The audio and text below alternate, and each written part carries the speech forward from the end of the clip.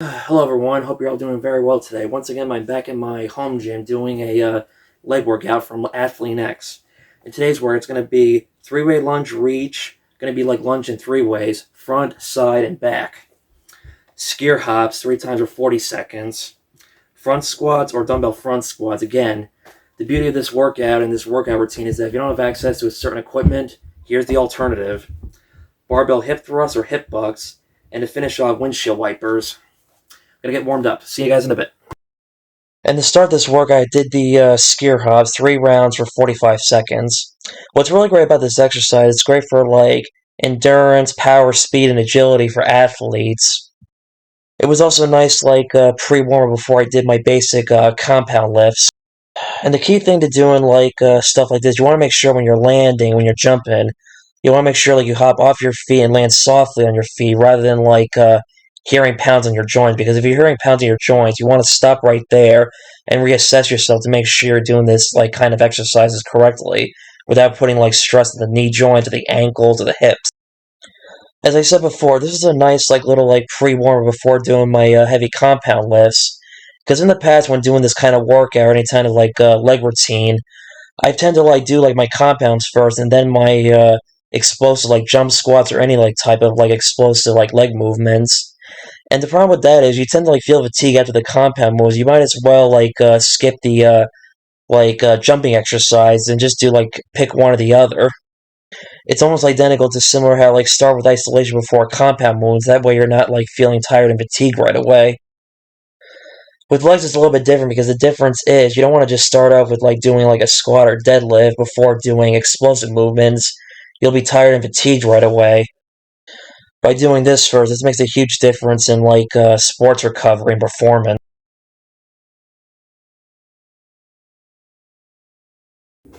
Okay, so after my 3 sets of the skier hoppers, I did front squats right here.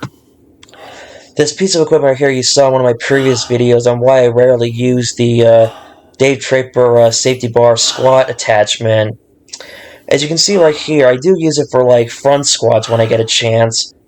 Front squats are a great like quad dominant squat variation exercise, but the only downside is to traditional like front squats. Not everyone has like the wrist or elbow mobility to keep their like thoracic extension up or their wrist and shoulders up. Some people do it with like wrist stretch, which is another great method. Whereas for me right here, I was using the Dave Draper top squat bar attachment.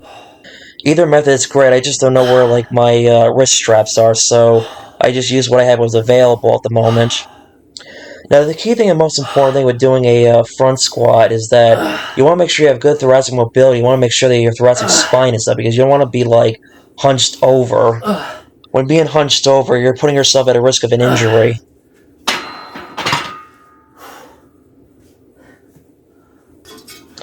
The next exercise, I did the 3-way lunges, but with a weighted vest backpack behind my back instead of holding 2 dumbbells. Now, what was great about this 3-way lunge is that you're working like lunges in 3 different directions. Like here, I'm doing the reverse lunge.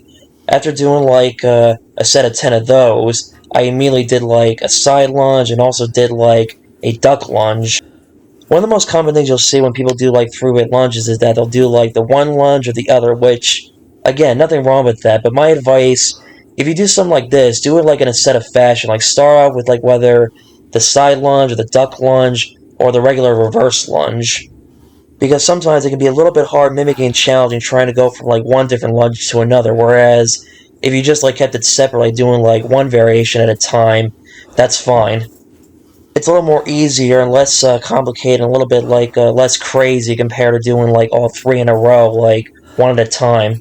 So basically, bottom line, instead of like going from like one lunge to another, focus on like one lunge variation, then do the next variation after you completed like a set of like 10 or more reps of the lunge variation.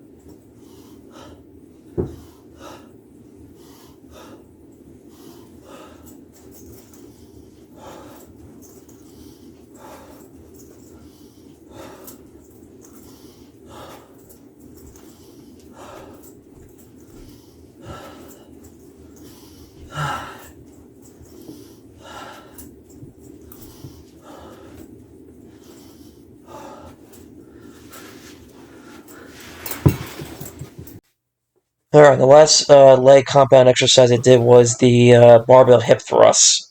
Now again, this is not just like a girly exercise. This is an exercise that is both equal for both men and women, neutral.